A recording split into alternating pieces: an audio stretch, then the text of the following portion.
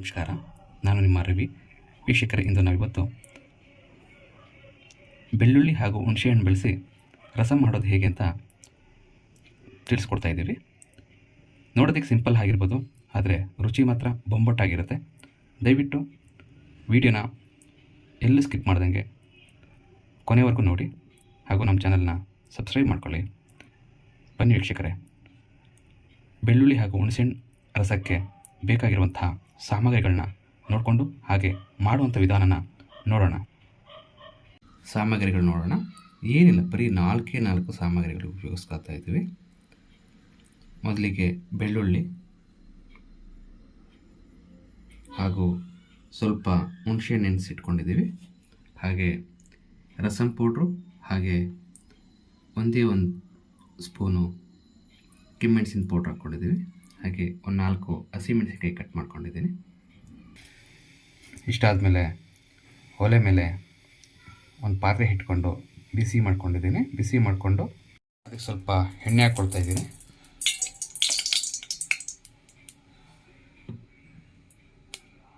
ಮೇಲೆ ಕಾದ ಎಣ್ಣೆಗೆ ಸಾಸಿವೆ ಹಾಕ್ಕೊಂಡಿದ್ದೀವಿ. ಸಾಸಿವೆ ಹಾಕ್ಕೊಂಡು ಸಾಸಿವೆ ಸಿಡಿತಾ ಇದ್ದಾಗೇನೆ ಜೀರಿಗೆ ಹಾಕ್ಕೊಳ್ತಾ ಇದ್ದೀನಿ.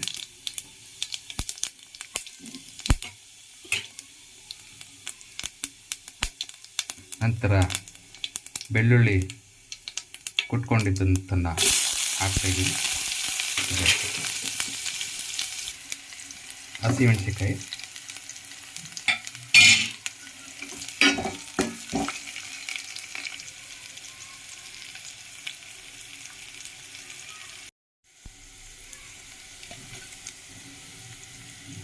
ಕರಿಬೇವು ಸೊಪ್ಪು ಹಾಕ್ಕೊಂಡಿದ್ದೀನಿ.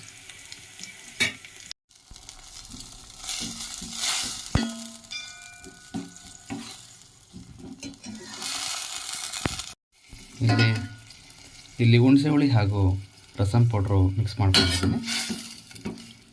ಬೇಯ್ತಾ ಇದೆ. ಬೇಯಿಸ್ಕೊಂಡು ಅದಕ್ಕೆ ನಿಮಗೆಷ್ಟು ನೀರು ಬೇಕೋ ಅಷ್ಟು ನೀರು ಹಾಕ್ಕೊಳ್ಬೇಕಾಗತ್ತೆ.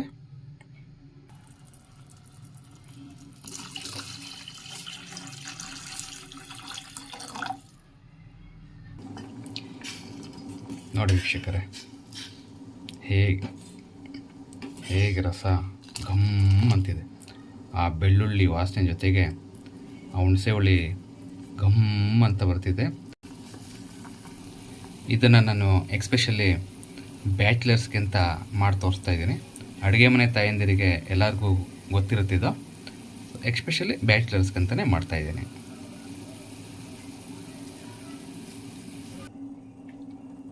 ವೀಕ್ಷಕರೇ, ಇಲ್ಲಿ ಬೆಂದಿದೆ, ರಸಂ ಬೆಂದಿದೆ. ಸೊ ರಸಂಗೆ ರುಚಿಗೆ ತಕ್ಕಷ್ಟು ಉಪ್ಪು ಹಾಕ್ಕೊಳ್ತಾ ಇದ್ದೀನಿ.